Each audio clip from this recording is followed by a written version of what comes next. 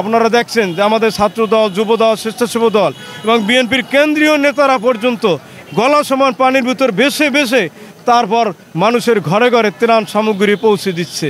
BNP জনগণের দল, BNP মানবতার দল, বিএনপি অতীতেও জনগণের পাশে ছিল, প্রত্যেকটি মানবিক দুর্যোগে দুর্বিপাকে বাংলাদেশের জনগণের পাশে ছিল। এটাই বিএনপির প্রমাণ, এটাই সত্যি। আপনারা অবশ্যই অবগত আছেন যে দেশের পূর্ব অঞ্চলে প্রায় 57 লক্ষ লোক মানবতার জীবনযাপন করছে। ভারত বিনায়ীতে ভারত যে বাঁধ ছেড়ে দিয়ে যে পানির ঢল, সেই ঢলে বিস্তীর্ণ এলাকা পানিতে পানিবন্দী হয়ে মানুষ খুব কষ্টকর জীবনযাপন করছে। আমাদের কেন্দ্রীয় ভারপ্রাপ্ত বিএনপির ভারপ্রাপ্ত চেয়ারম্যান দেশনায়ক তারেক রহমান তার নির্দেশিত এবং তার ঘোষণা মোতাবেক আমাদের যে গত 1 সেপ্টেম্বর আমাদের যে প্রতিষ্ঠা বার্ষিকীর সকল কর্মসূচি বর্জন করেছে আমাদের দল বিএনপি, এবং আমরা আমাদের বিএনপির নেতাকর্মীরা আমাদের যে সামর্থ্য আছে তাই নিয়ে আমরা বানবাসী মানুষের পাশে দাঁড়িয়েছি। আপনারা দেখছেন যে করোনাকালীন সময় বিএনপির নেতাকর্মীরা কীভাবে মানুষের পাশে দাঁড়িয়েছে, এবং এই দল প্রতিষ্ঠার পর থেকে দেশের প্রত্যেকটি ক্রান্তিকালে দুর্যোগে বাংলাদেশের মানুষের পাশে বিএনপি দাঁড়িয়েছে, বিএনপির নেতাকর্মীরা দাঁড়িয়েছে। আর তাই আমাদের এখন লক্ষ্য, আমরা এই প্রায় বেশ কিছুদিন ধরে এখনও আমাদের যে বিএনপি নয়াপল্টন কেন্দ্রীয় কার্যালয়ের নিচতলায় যে ত্রাণ সংগ্রহ কেন্দ্র, সেখানে আমাদের ইউনিট, থানা ও অঙ্গ সংগঠন এবং বিএনপির যারা সচ্ছল আছে তারা প্রতিদিন প্রতি মুহূর্ত তারা আসছে এবং এই জায়গায় তারা অর্থ জমা দিচ্ছে, তার যার সামর্থ্য আছে তাই জমা দিয়ে বানবাসী মানুষের পাশে দাঁড়াচ্ছে। এই মুহূর্তে আমাদের লক্ষ্য যে বানবাসী মানুষের পাশে দাঁড়িয়ে কিভাবে তাদের সেবা করা যায়। আপনারা দেখছেন যে আমাদের ছাত্রদল, যুবদল, স্বেচ্ছাসেবক দল এবং বিএনপির কেন্দ্রীয় নেতারা পর্যন্ত গলা সমান পানির ভিতর ভেসে ভেসে তারপর মানুষের ঘরে ঘরে ত্রাণ সামগ্রী পৌঁছে দিচ্ছে। বিএনপি জনগণের দল, বিএনপি মানবতার দল, বিএনপি অতীতেও জনগণের পাশে ছিল, প্রত্যেকটি মানবিক দুর্যোগে দুর্বিপাকে বাংলাদেশের জনগণের পাশে ছিল।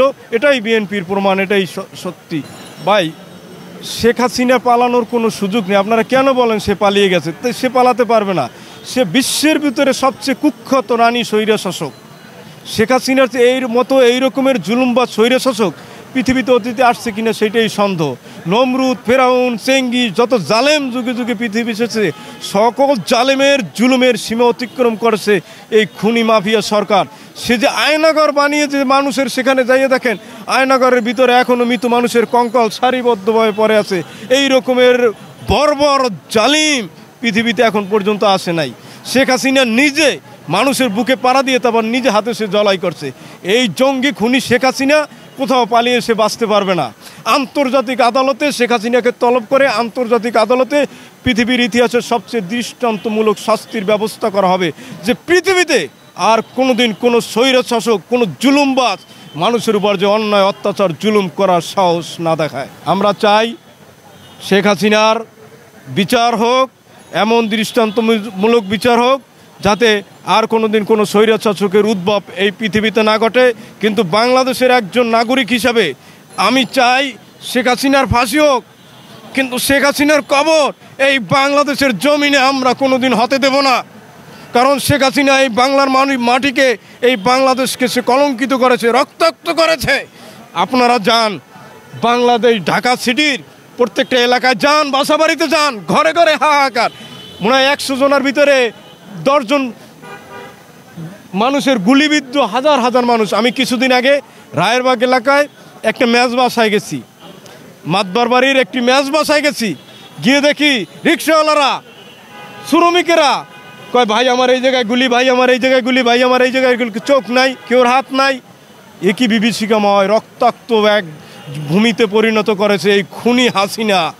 খুনি হাসিনার ফাঁসি চাই, ওর কবর বাংলাদেশ হইতে দেওয়া যাইব না। এটা হচ্ছে কথা, এই বাংলাদেশের মাটিতে ওর চাই না। আমরা 17 বছর পর্যন্ত এই জুলুমবাজ খুনি স্বৈরাচারের বিরুদ্ধে আমরা বিএনপির নেতাকর্মীরা একটি রক্তক্ষয়ী আন্দোলন, সংগ্রাম, যুদ্ধ চালিয়ে এসেছি। আমাদের বিএনপির 1,40,000 মামলা বিএনপির নেতাকর্মীদের বিরুদ্ধে 17 বছরে হাজার হাজার নেতাকর্মীকে হত্যা করেছে।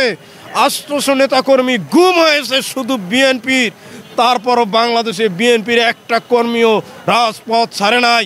সেই 17 বছরের কেন্দ্রবিন্দু ক্ষোভের বই প্রকাশ ঘটেছে 5ই আগস্ট ছাত্র জনতার ঐক্যবদ্ধ বিপ্লবের মাধ্যমে। শুধু এইটা 5ই আগস্টের রাজনীতি না, 17 বছর পর্যন্ত যে বিএনপি ত্যাগ স্বীকার করেছে, সারা পৃথিবীর যে দৃষ্টি আকর্ষণ করেছে, সেই ত্যাগের, সেই বিএনপি নেতাকর্মীদের কষ্ট এই দেশের ছাত্র জনতা সহ্য করতে পারে নাই। তাই তারা রাজপথে বেরিয়ে এসে একত্রিত হয়ে খুনি হাসিনার পতন নিশ্চিত করেছে 5ই আগস্ট। এইটা কোনো একক, কোনো ব্যক্তির, কোনো সংগঠন, কোনো ছাত্র কেউর না, এইটা সমগ্র জনগণ এবং তার মুখ্য ভূমিকা পালন করেছে বাংলাদেশ জাতীয়তাবাদী দল বিএনপি, শহীদ জিয়ার সৈনিকেরা।